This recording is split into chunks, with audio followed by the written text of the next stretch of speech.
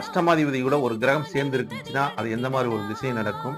இதே 6, 8 சம்மந்தப்பட்டிருந்தா, 12 சம்மந்தப்பட்டிருந்தா நிச்சயமாக இந்த ஜாதகத்தை பிழைக்க வைக்கிறது சிரமமா இருந்திருக்கும். பாக்கியாதிபதி திசைங்கிறதுனால அந்த பாக்கியத்துக்கு உண்டான ஒரு செலவினை கொடுத்துச்சு இந்த ஜாதகத்துக்கு மேலோங்கி. செலவினை கொடுத்தா அந்த 9 கூடிய திசையினால அந்த தெய்வ வழிபாட்டு மூலியமாக, ஏன்னா ஒவ்வொரு ஜாதகத்துக்கும் ஒரு தசா காலங்கள் அது எந்த மாதிரி ஒரு தசையை நடத்துது, எந்த மாதிரி ஒரு நிலைப்பாட்டை கொடுக்குது என்பதற்காக இந்த ஜாதகத்தை பதிவிட்டிருக்கிறேன்.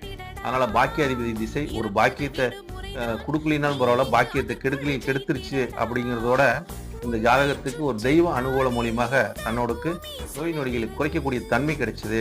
அதே ஒரு பெரிய ஒரு பாக்கியம் தான் என்பதற்காக ஒரு 9ஆம் அதிபதி திசை கேதுவோட சாரத்தை பெற்று அது திதி சூனியத்தில் அமர்ந்து அது பாதகாதிபதியோட சேர்க்க பெற்று அது அஷ்டமாதிபதியை சேர்க்க பெற்று புத்தியும் நடத்திய ராகு பகவான் இந்த மாதிரி ஒரு கிரிட்டிக்கலான கண்டிஷன்ல இருந்து இந்த ஜாதகர் ஒரு மீண்டு வந்திருக்கார் என்பதற்காக